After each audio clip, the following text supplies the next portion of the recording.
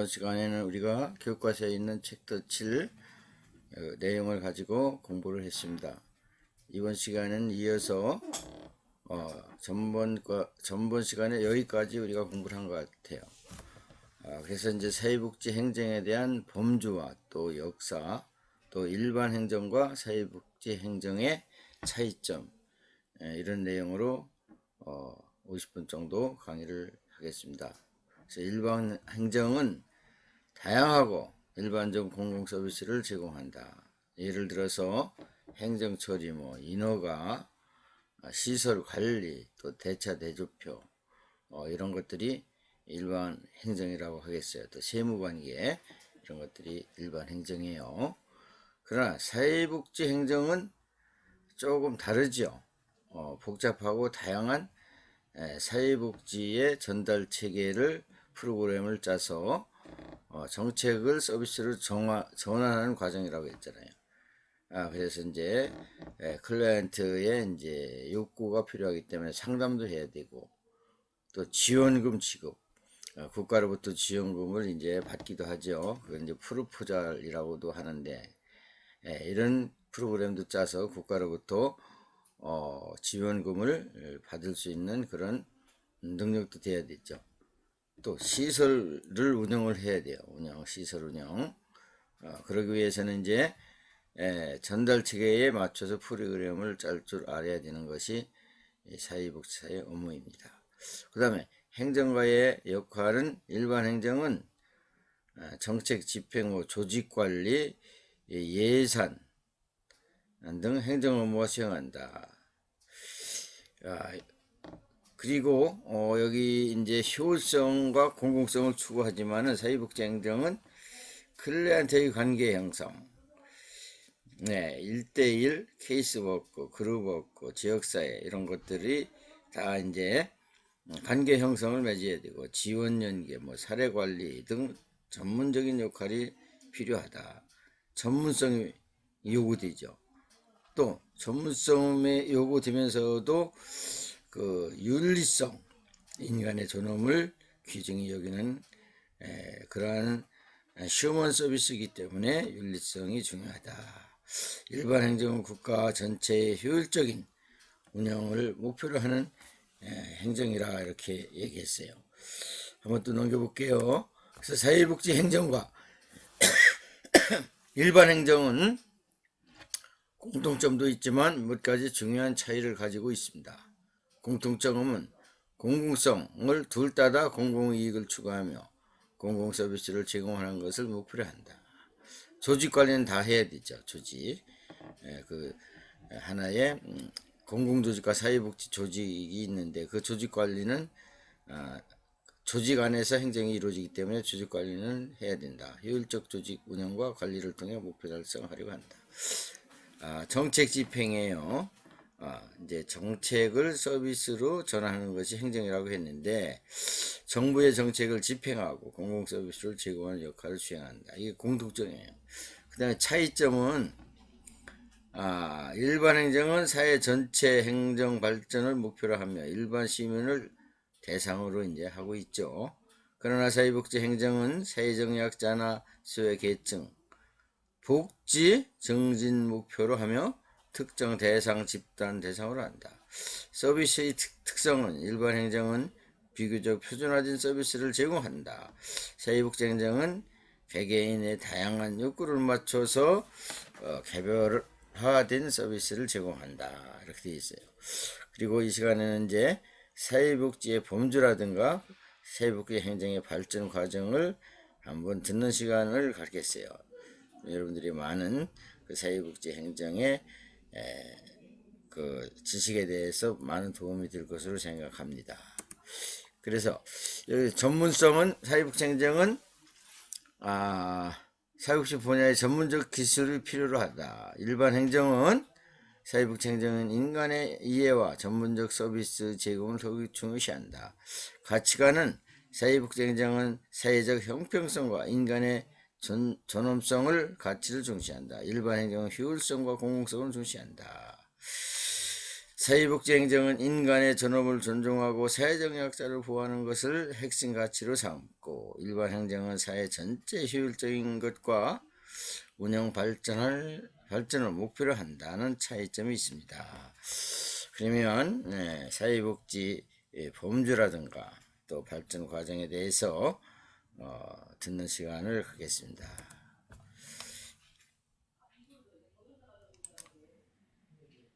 이 시간에는 제2장 사회복지 행정의 역사와 범주에 대해서 알아보도록 하겠습니다. 우리나라는 전통적으로 두레나 개, 품앗이, 향약 등 인간 차원의 상부상조 전통이 강하였고, 고구려에는 진대법,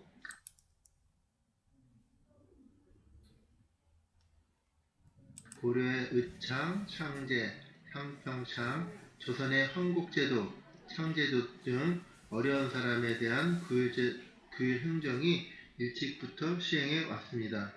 자, 위에 나와 있는 두레는 농촌사회의 상호협력, 감찰을 목적으로 조직된 촌락단이라고 볼 수 있습니다.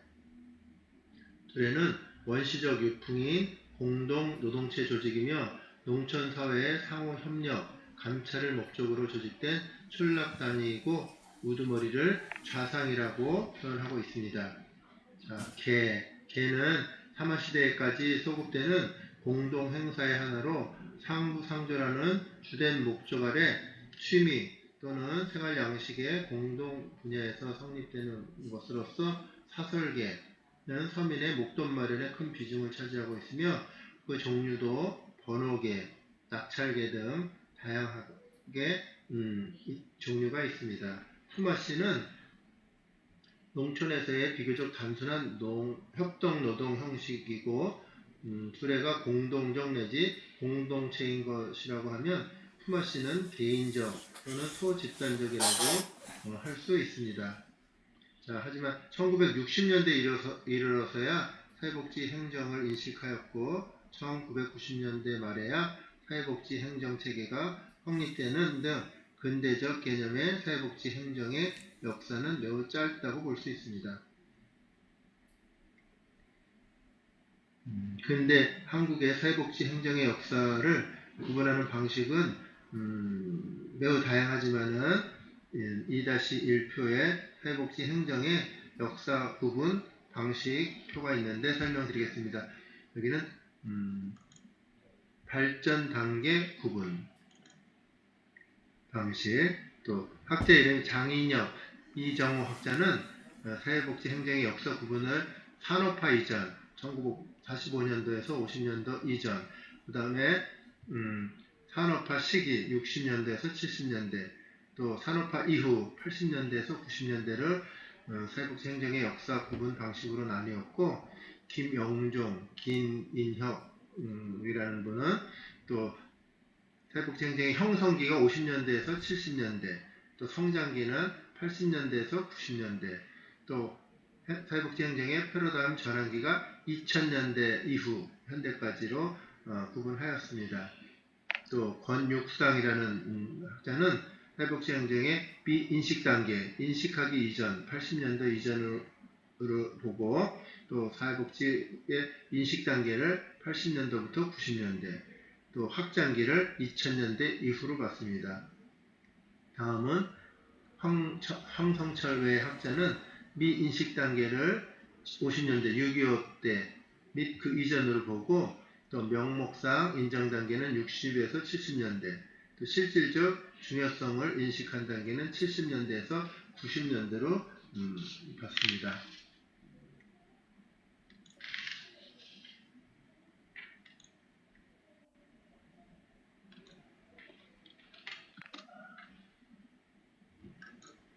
다음은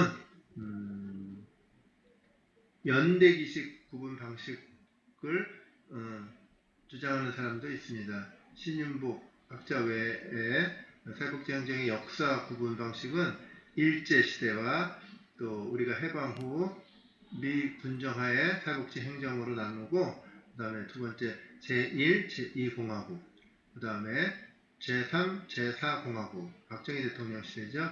제5, 제6공화국 전두환 대통령 이후 시대죠. 그다음 문민정부, 노무현 정부 이후에 사회복지 행정으로 나누고 그 다음에 2000년대 이후 사회복지 행정으로 구분한다고 합니다. 또 양승일, 정혁인 학자는 역사적 구분에 있어서 암흑기, 우리 제1, 2공화국이죠. 또 형식적 인식기, 3, 4공화국, 실질적 인식기, 5, 6공화국, 확장기, 국민의 정부, 참여정부, 그 이후를 역사 구분 방식으로 나누고 있습니다. 사회복지와 사회복지 행정에 대한 인식과 발전은 사회의 변화와 함께 이루어지며 이러한 구분 방법이 사회적 현상을 더 명확하게 인식할 수 있다는 방식으로 볼 수 있습니다.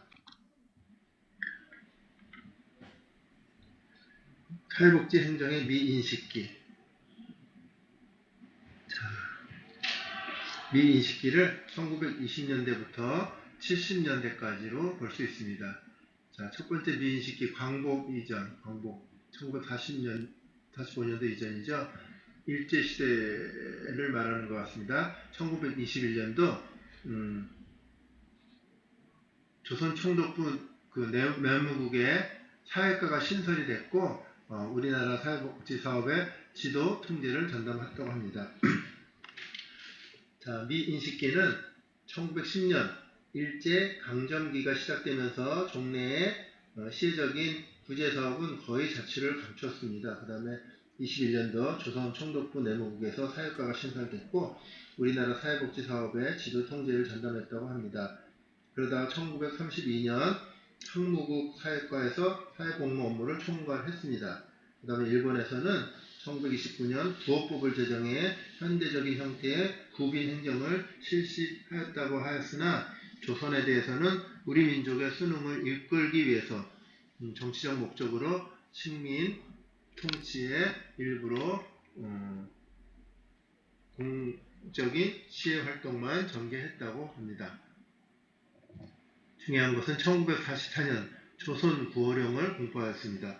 1944년 조선 구호령을 공포하여 그 내용은 65세 이상의 노인, 또 13세 이하의 아동, 임산부, 장애인, 또 질병으로 노동이 어려운 사람들에 대한 생활부조, 의료부조, 조산부조, 생업부조 이렇게 4개 생활구호를 담당하는 공적 구호 방안을 제시하였습니다.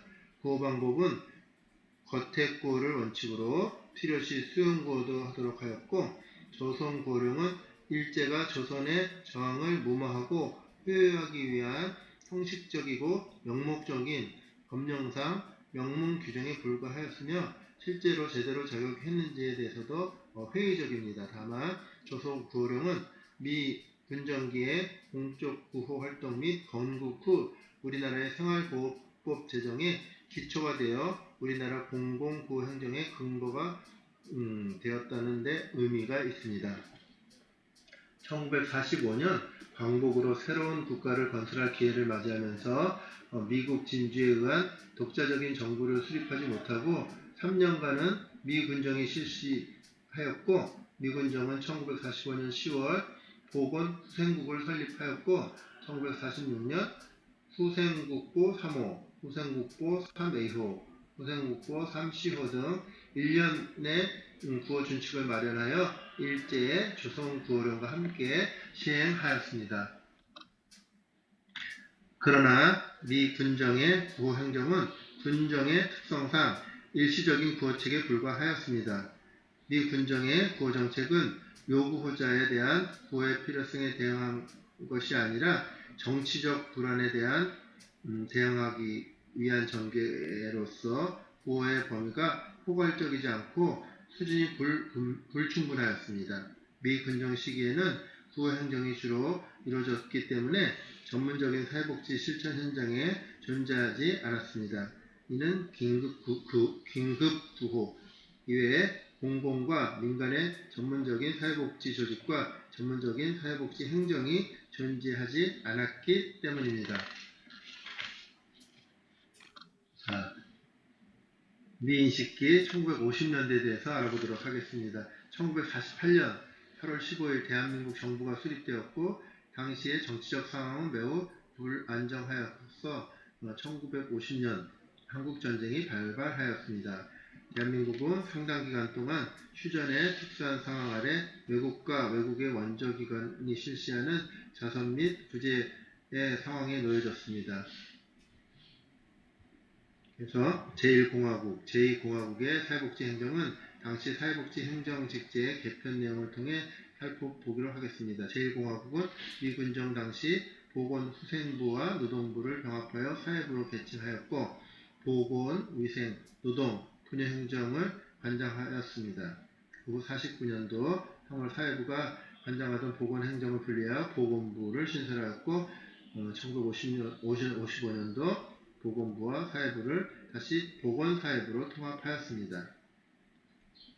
또 재헌헌법 제19조에 근거하면 이러한 공적 조직을 설치하였으나 보건사회부의 사회복지 활동은 월남 피난민과 전쟁고아 및 피해자의 긴급구호에 급급한 상황이었기 때문에 현대적 의미의 사회복지 행정은 실시되지 못하였습니다. 1950년도 2월 27일 후생시설 설치 기준령을 제정하였고 1952년도 10월 4일 전쟁고아 수용보호시설을 비롯하여 전란으로 혼란에 빠진 기존 각종 보호시설들의 운영과 지동 감독의 준칙으로 삼기 위해 후생시설 운영 요령을 제정하였습니다. 한국전쟁 이후 급증한 전쟁 피해자들이 외국의 원조기관들이 들어오면서 민간 사회복지관들이 설립되어 사회복지 행정 실천의 장을 마련하게 되었습니다. 그러나 이러한 그 외원기관들의 활동은 전쟁 피해자인 고아, 미망인, 무위탁노인, 빈민들에 대한 긴급 구조를 위주로 했기 때문에 전문적인 원조 활동과 전문적 사회복지 활동을 수행할 수가 없는 상태였습니다.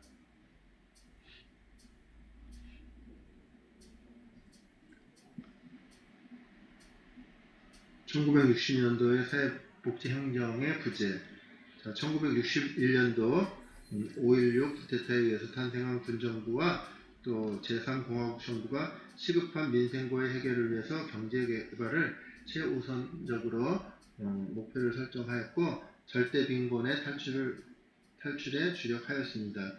군정과 제3공화국은 1962년도부터 경제개발 5개년 계획을 실시하였는데 주요 내용은 외자 도입을 통해서 정부 주도로 수출 주도형 공업화를 달성하고자 하는 것이었습니다. 이를 위해 정부는 국가 자원을 수출 부문에 집중했고 사회 간접 자본을 확충하고자 하였으며 이에 따라 저임금, 저고가 정책을 유지하면서 분배보다는 경제개발을 우선시하는 정책을 펼쳤습니다.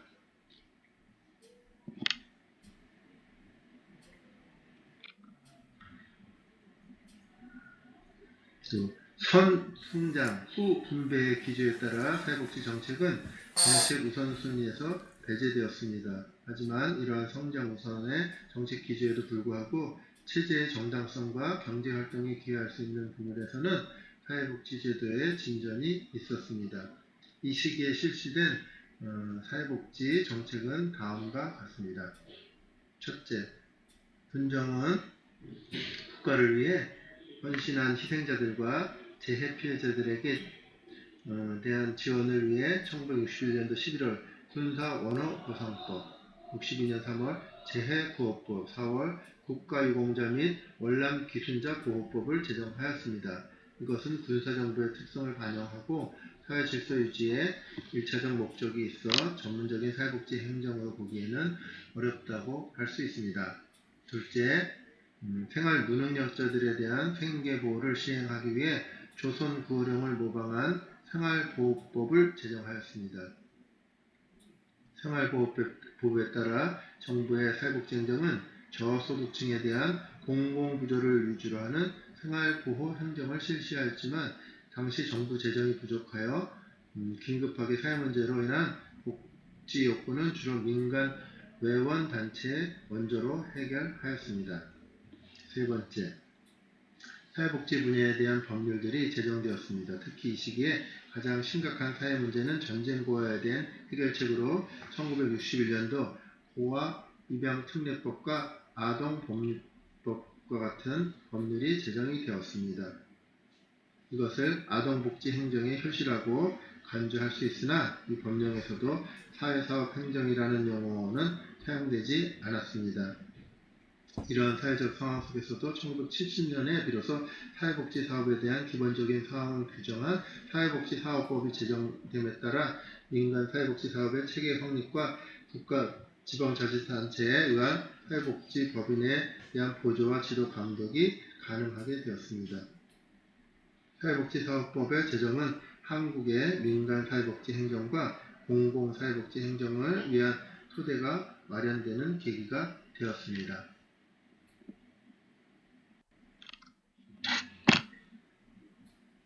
자, 1970년대 사회복지 행정의 발판이 마련되었습니다. 1970년대 후반부터는 경제개발 정책으로 국민소득과 국가의 재정, 또 능력이 향상되어 독자적인 복지 문제가 해결이 가능하다는 외국의 평가로 외환단체들의 원조가 감소되고 중단되는 일이 있었습니다. 외환기관의 철수가 있었으나 사회복지법인 및 시설의 설립은 또 저조하였습니다. 따라서 민간 사회복지 행정의 토대는 마련되었으나 그 실천의 장과 전문성이 부족하여 사회복지 행정의 발전으로 연결되지는 못하였습니다.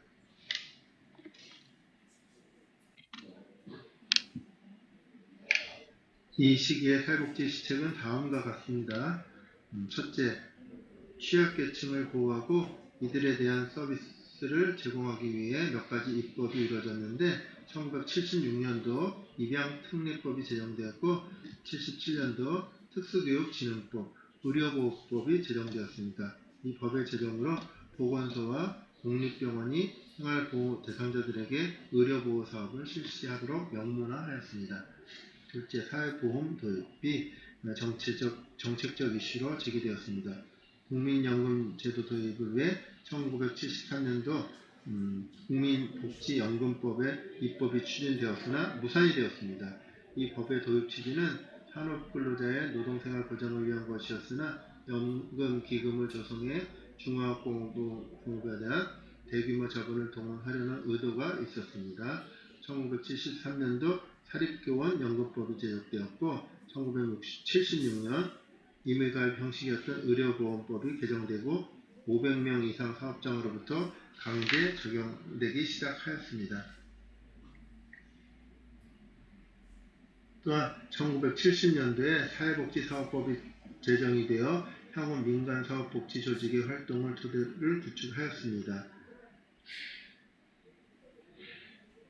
하지만 의료보호법과 생활보호법의 제정으로 공공부조의 양대 지주를 이루어 공공부조의 기본 골격이 이루어진 시기입니다. 또한 이 시기에는 한국 사회의 경제적 성장으로 외국 원조기관들이 철수하거나 지원액을 대폭 감소하였음에도 성장 위주의 경제정책을 우선하는 정부 시책으로 사회복지 서비스가 제대로 작동하지 않아 사회복지 서비스에 공백기였다고 할 수 있습니다. 자, 사회복지 행정의 확립기 1980년대에서 90년대라고 할 수 있습니다. 1980년대에는 급속한 산업화와 도시화의 부산물로 각종 사회 문제가 속출하고 군사정부의 퇴진과 민주화의 진행으로 그동안 억눌러왔던 사회복지 욕구도 분출되었습니다. 제5공화국은 표면상으로나마 복지사회 구현을 사회 목표로 정하였고 유신체제의 잔재를 청산하고 사회 정의와 기회균등에 입각하여 전 국민의 행복이 보장되는 복지 이념을 천명하고 경제 일변도의 개발 계획에서 벗어난 경제와 사회 균형적인 발전을 기본 목표로 삼았습니다. 국민의 복지 수요 편창으로 정부는 아동, 노인, 장애인 등에 대한 각종 사회복지 서비스 관련법의 제정 및 개정하여 민간 사회복지기관에서 이러한 서비스를 제공하도록 하였습니다. 그 결과 1980년대 후반 전문적인 사회복지 조직이 탄생하고 공공복지 행정체계가 마련되었는데 종합사회복지관을 비롯한 상담 및 치료 전문 사회복지기관도 이 시기에 급격히 증가하기 시작하였습니다. 이 시기에 사회복지제도의 발전의 특징을 보면 국민연금제도, 또 최저임금제도, 전국민 의료보험제도가 실시되었고 소득 및 의료보장의 확대가 이루어지기 시작하였습니다. 1984년도에는 여성정책심의위원회가 구성되었고 1980년도부터 사회복지 전문요원을 영세민 밀집지역에 배치하기 시작하였습니다. 1988년도 서울 장애인 올림픽을 계기로 장애인 복지 종합대책을 수립하고 장애인 고용 촉진 등에 관한 법률을 제정하여 장애인 복지를 향상시키기 시작하였고 1988년도 국민연금의 실시로 사회복지 행정 범위가 확대되고 그 내용이 보다 충실하게 되었습니다. 1983년도에는 사회복지사업법이 개정되어 사회복지사 자격증 제도가 실시되었고 이에 따라 사회사업의 공식 명칭이 사회복지사로 변경이 되었습니다. 각 대학의 사회사업과를 복지과로 개칭되었고 30개 대학의 사회복지학과가 설립되었습니다. 늘어나는 복지 수요에 대처하기 위해서 1987년도 연차적으로 저소득층 밀집지역 읍면동 단위에 사회복지 전문요원을 배치하는 것이 공공사회복지 행정의 획기적인 발전을 위한 전환점이 되었습니다. 초기에 법적 근거 없이 배치되었으나 1991년도 사회복지사업법 개정에서 사회복지 전담 공무원과 복지사무 전담 기구를 설치할 수 있는 법적 근거가 마련되었고 사회복지 직렬을 5구까지 설치하면서 전문직에 의한 공공복지 행정의 기초를 마련하였습니다. 1987년 기점으로 민간 사회복지기관을 급격히 늘리면서 한국형 사회복지사의 전형적인 이미지가 형성되었습니다.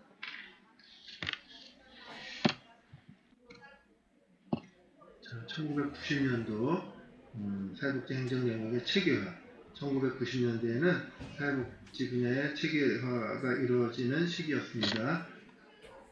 1991년도 아동복지법과 별도로 영유아 보육법이 제정되어 영유아 보육사업의 시초가 되었고 1993년도 고용보호법이 제정되고 95년도 정신보건법, 사회보장기본법이 제정되어 사회복지 행정의 영역은 사회보험, 공공구조, 사회복지 서비스, 사회복지 관련 복지제도의 4가지 영역으로 구분하여 체계화되었고 적용 대상이 점점 범위가 확대되었습니다.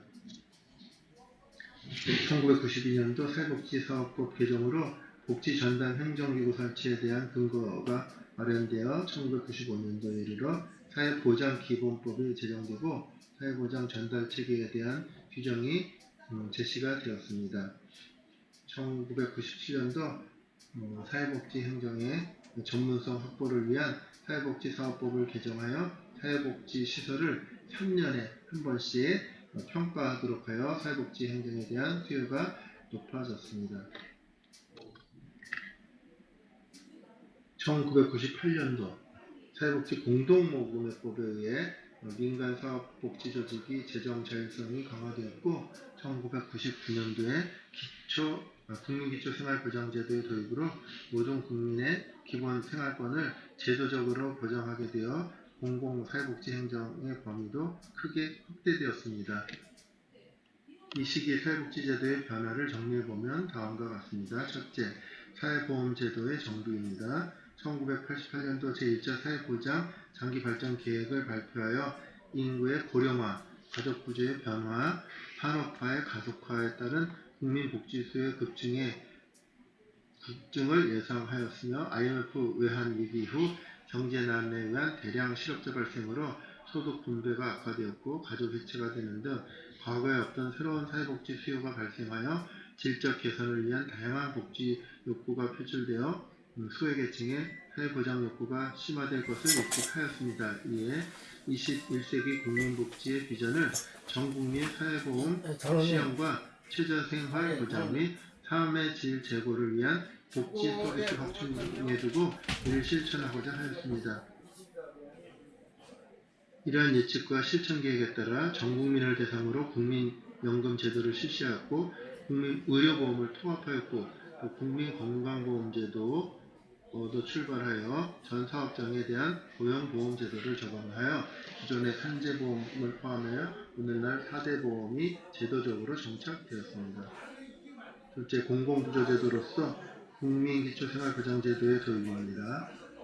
기초생활보장제도는 생활이 어려운 사람에게 필요한 급여를 실시해 이들의 최저생활을 보장하고 자아를 돕고자 실시되는 제도로서 국민기초생활보장법, 개별 가구의 소득이 국가가 정한 일정 기준선에 미달하는 빈곤층을 대상으로 생계, 의료, 주거, 교육 등 기초적인 생활을 영위할 수 있도록 현금 또는 현물을 지원하는 복지제도를 지칭하는 것입니다. 국민기초생활보장제도는 1997년도 말 외환위기로 인해 실업, 빈곤 문제가 심각했던 상황에서 빈곤층의 인간다운 삶을 보장하기 위해 1999년도 9월 7일 제정되었고 2000년 10월 1일 시행되었습니다. 실제 사회복지 서비스의 전달 체계 변화와 또 자율성이 강화되었습니다. 노인복지관, 사회복지관 같은 시설을 통해 사회복지 서비스 전달 체계에서 탈피하여 일반 대중을 대상으로 재가복지 서비스를 확대하는 등 서비스 제공 방법을 변화시켰습니다. 1980년대 이후 전개되었던 이러한 환경 변화는 사회복지 조직에서 전문적인 지식과 기술의 필요성을 이야기했고 또 이러한 사회복지 전문 인력의 현장 수요에 맞춰 대학에서 사회복지 관련 학과가 크게 증가하였습니다. 다음 사회복지 행정의 패러다임 전환기 2000년대 이후를 말합니다. 2000년을 전후로 한국의 사회복지 환경은 급격히 변화하였습니다. 1997년도 외환위기 이후 사회구조적 취약성에 대한 인식이 높아졌고 국가적 복지체계의 기본체질을 강화할 필요성이 제기되었습니다. 하지만 1980년대 이래 서구 사회에서 진행되어 왔던 신자유주의적 사조가 유입되면서 복지국가의 요구와 갈등이 발생하고 있었습니다. 신자유주의는 시장 경제를 강조하는 과정에서 국가의 역할을 축소 지향하였습니다. 때문에 소비 지출로 인식되기 쉬운 국가적 사회복지 기능은 신자유주의 관점에서 축소의 대상이 되기 쉽다고 볼 수 있습니다. 이러한 신자유주의 국가정책의 기조는 2000년대 후반에 들면서 많은 문제점을 드러냈습니다. 신자유주의에 의하면 기업활동에 대한 감세, 고용 유연성을 강화하면서 고용과 소비력이 늘어나 경제가 활성화되고 이것이 자연스러운 복지 증진으로 귀결된다는 것인데 이러한 신자유주의적 고용 정책으로 한시적 비정규직과 같은 불안한 노동자 계층이 양산되었고 빈부격차와 사회적 양극화가 심화되었습니다. 이로 인해 국민 다수의 안정적 고용을 전제로 설계한 공적 연금이나 건강보험, 고용보험 같은 보편적인 사업보험제도가 안정을 위협받았다고 할 수 있습니다. 여기에 대해 저출산, 고령에 의한 인구의 급격한 감소, 고령화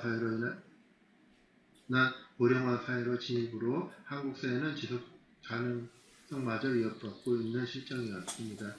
단기적으로 여성과 가족 기능의 변화로 아동과 노인, 장애인에 대한 돌봄 기능이 시급한 제도적 대책이 필요하였고 또 탈북자, 결혼 이주민, 이주 노동자의 증가로 사회적 통합의 과제도 새로운 문제로 등장하였다고 볼 수 있습니다.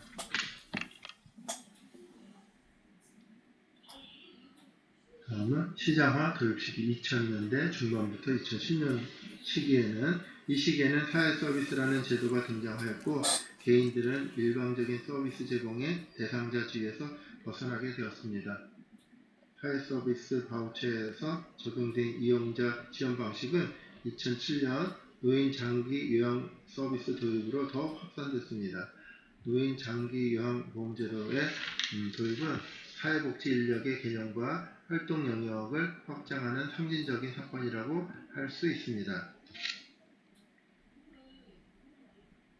사회서비스 시장화 정책으로 인해 영세한 개인이나 영리 사업자들이 무분별한 시장 진입으로 제공자 간의 출혈 경쟁에서 비용 절감을 통한 수익 추구가 일상화되었습니다. 또한 나쁜 일자리가 양산되어 사회서비스 노동자 임금은 낮아지고 근로조건이 악화돼서 그로 인해 서비스 질적 수준이 저하되었습니다. 한편 우리나라 바우처 제공 방식은 진정한 의미의 자유시장이제가 아니라 국가에 의한 강력하게 통제되는 유사시장 또는 보호시장이 제라고 볼 수 있습니다. 다음 2010년도부터 현재까지의 상황을 살펴보면 2000년대 중반 이후 장애인 시설에서는 인권 침해 문제가 사회적 이슈가 되었습니다. 이에 국가가 서비스 이용자의 권리를 보장하고 서비스 제공자들의 비용에 대한 공적인 책임을 강화할 필요가 있어 2012년도 사회복지사업법이 개정을 이루었습니다. 이 시기에는 국가의 역할이 재정 조달자, 규제자를 넘어서 서비스 생산자로부터 확대되는 상황이 나타나고 있었습니다. 예를 들면 여러가지 기초 지자체들에서 지역복지재단을 설립하고 민간자원을 발굴, 동원하여 자체적으로 복지사업을 추진하였습니다. 또한 민간 서비스 제공에서 문제들을 해결하고 이를 위해 국가가 직접 서비스를 생산, 전달하는 사회 서비스 공단 설립을 계획하고 발표하였습니다. 2절 사회복지 행정의 범주에 대해서 알아보도록 하겠습니다. 사회복지 행정에 대한 정의는 그 사회 환경적 여건들에 의해 영향을 받습니다. 단순하게 정의하자면 사회복지 행정은 사회복지를 행정관리한다는 것으로서 사회복지라는 목적을 행정이라는 방법을 통해 실천해 나가는 과정이라는 뜻입니다. 사회복지에 대한 개념과 정의는 사회마다 다르게 나타내고 행정에 대한 정의 역시 사회에 따라 다를 수밖에 없기 때문에 사회복지 행정에 대한 정의는 필연적으로 그 사회의 가치, 지식발전의 수준, 전문직의 이념 등에 반영하여 규정되는 것입니다. 사회복지 행정이란 하나의 조직 내에서 이루어지는 과정으로 다음과 같은 과정들의 합이라고 볼 수 있습니다. 첫 번째, 정책의 형성과 정책을 운영 가능한 목적들로 전환하는 것입니다. 두 번째, 프로그램 디자인과 실행. 세 번째, 자금 확보 및 자원 할당. 네 번째, 조직 내부 및 조직 상호 간의 운영에 대한 관리. 다섯 번째, 인력 관리 및 슈퍼비전. 여섯 번째, 조직을 대표하기 및 공보 섭외 활동. 일곱 번째, 지역 사회교육.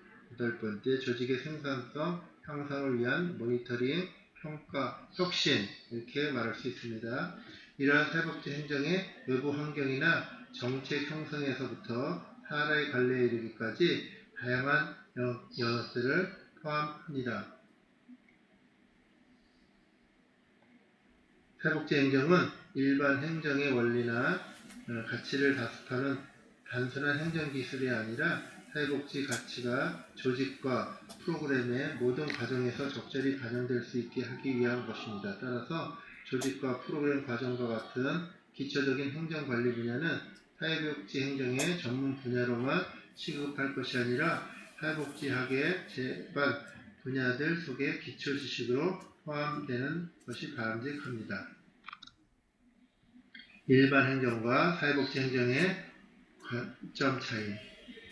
사회복지 행정이 일반 행정과 어떻게 다른지에 대해서는 상당한 논란이 있지만 그 주된 쟁점들은 비영리 조직과 영리 조직, 휴먼 서비스와 여타 서비스들 간에 보이는 특성들의 차이가 사회복지 행정 실천의 가치와 지식들에 어떻게 작용하는지와 관련이 있습니다. 클라이언트의 인간적인 측면들이 조직에 대한 원료이자 산출물이 된다는 것은 사회복지 행정의 가장 두드러진 특징으로 표현이 됩니다. 또한 조직의 운영과 관리에 있어서는 비영리 목적들에 대한 가치나 서비스 가격 설정의 어려움, 외부 통제의 어려움, 환경에 대한 의존성, 다양한 이해 집단의 개입으로 목적 설정의 혼란, 인간 변화에 대한 불명확한 기술 등이 사회복지 행정에 제시되는 독특한 과제라고 할 수 있습니다. 사회복지 행정의 이러한 특성들은 일반 행정과 관점의 차이가 있다는 것을 부인할 수가 없습니다. 사회복지 행정 영역의 분할. 모든 조직에서의 활동과 과업들은 다수의 개인들에 의해 분할되어 수행됩니다. 휴먼 서비스를 제공하는 사회복지 조직들도 예외는 아닙니다. 그럼에도 사회복지 행정의 지식 발전은 이러한 부분들이 적절히 다루어지지 못했던 것처럼 보입니다.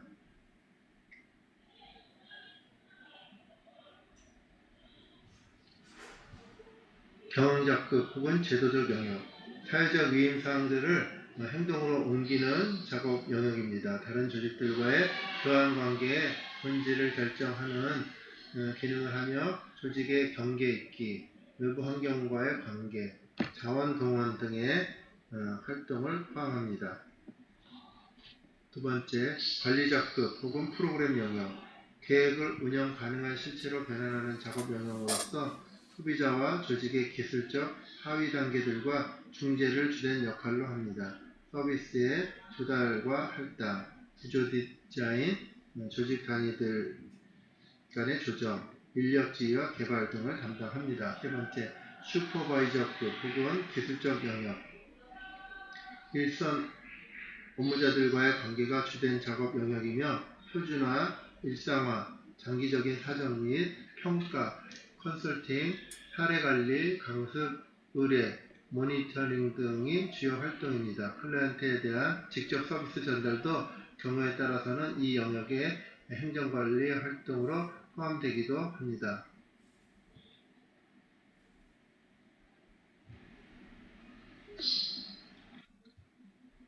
자, 사회복지 행정 관점의 이동. 사회복지 행정가들의 전형적인 역할들에서 많은 변화가 일어나고 있습니다. 메네피와 톰스는 미국 전역의 사회복지 행정가들을 대상으로 1990년대에 실시한 조사 연구에서 사회복지 행정가들의 주요 역할을 단순 내부 관리에서부터 전략적인 차원으로 옮겨가고 있다고 제시하였습니다. 즉, 사회복지 행정가들은 이전에 비해 외부 환경과 조직 내부 사이의 경계를 모니터링하고 관리하는 데 더 많은 역할들을 수행하고 있으며 그로 인해 서비스 전달의 전반적인 맥락에 보다 많은 관심을 두고 있다고 하였습니다.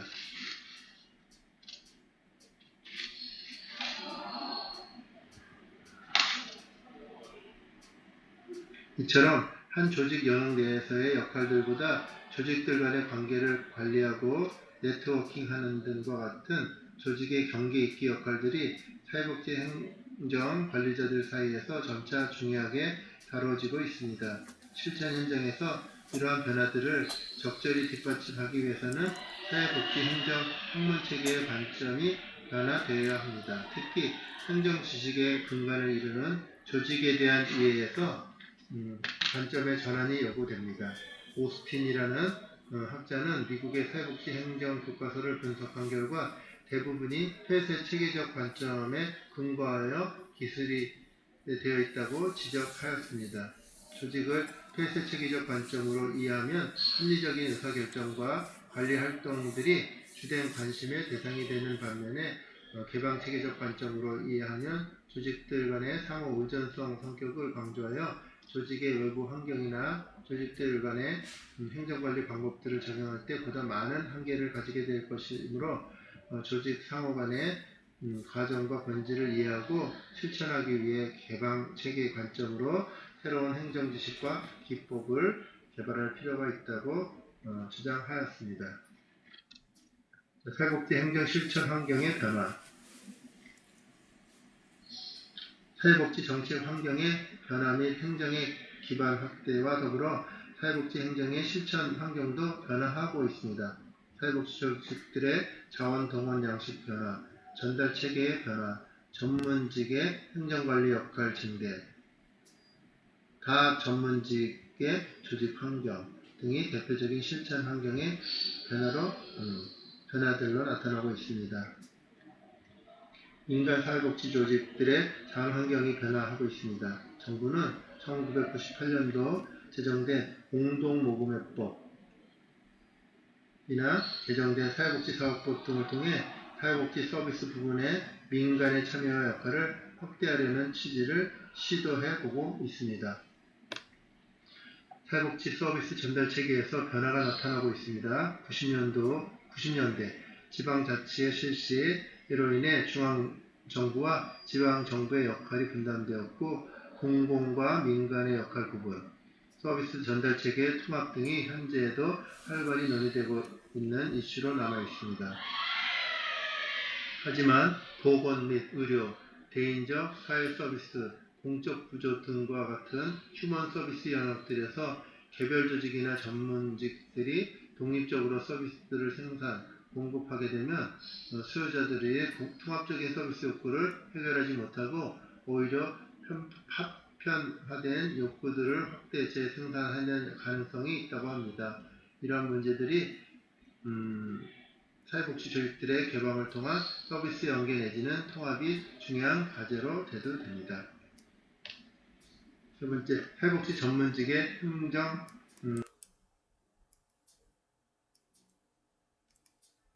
관리자로서의 역할들이 증대되고 있습니다. 민간 서비스 조직들의 경우 80년대 후반 이후 급격히 증가된 사회복지 서비스 조직들의 수요에 따라 전문직들의 수가 늘어나고 그들이 조직에서의 자연스러운 승급에 따라 관리자로서의 역할들을 맡아 나가는 현상이 확대되고 있고 또한 기존의 사회복지기관 관리자들이 사회복지 전문교육을 받은 경우들까지 합친다면 사회복지기관들에서는 경영자급에서 중간관리자, 하위관리자들에 이르기까지 사회복지 전문직이 차지하는 비율은 현저히 높아지고 있습니다.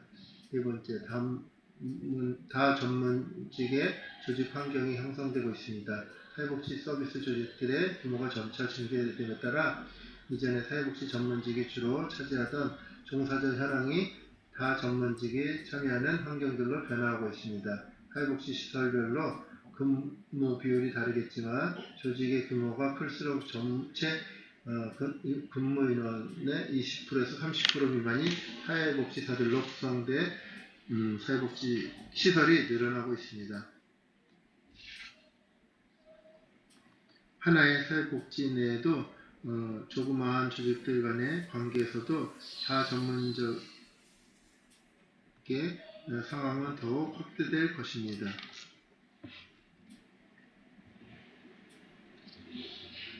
지역사회 전문직들 간의 교류를 활성화하는 것입니다. 다만 사회복지기관이나 수용시설들과 같은 전문적인 사회복지 서비스 기관들이 아닌 다른 사회복지관 혹은 휴먼 서비스 기관들에서 활동하는 사회복지사들의 수도 점차 늘어나고 있습니다.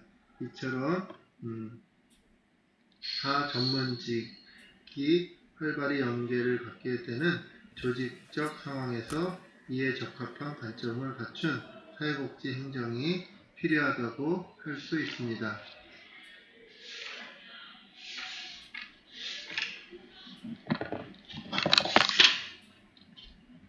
자, 요약해보면 한국의 사회복지 행정의 역사를 구분하는 방식은 매우 다양한데 크게는 발전 단계별 구분 방식과 연대기식 구분 방식으로 나눌 수 있습니다. 사회복지와 사회복지 행정에 대한 인식과 발전은 사회의 변화와 함께 이루어지면서 이러한 구분 방법이 사회적 현상을 더 명확하게 인식할 수 있는 방법입니다. 또한 사회복지 정책은 정치 집단의 성격과 정책 방향에 직접적인 영향을 받는 것도 현실입니다. 이에 발전 단계별 구분 방식에 따라 구분화돼 연대기적 상황을 가미하는 방식으로 한국 사회복지 행정의 역사를 소개했습니다. 현대 대규모화된 사회의 모든 사회복지 활동들은 조직적 과정을 통해 이루어지고 따라서 조직적 활동들에 대한 이해와 이를 실천 관리할 수 있는 능력들이 사회복지 분야에서 활동하는 모든 사람들에게 요구가 됩니다.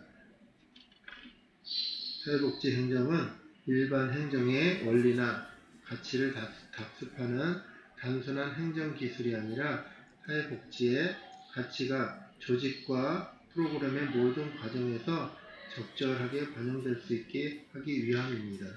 예, 수고들 하셨습니다. 따라서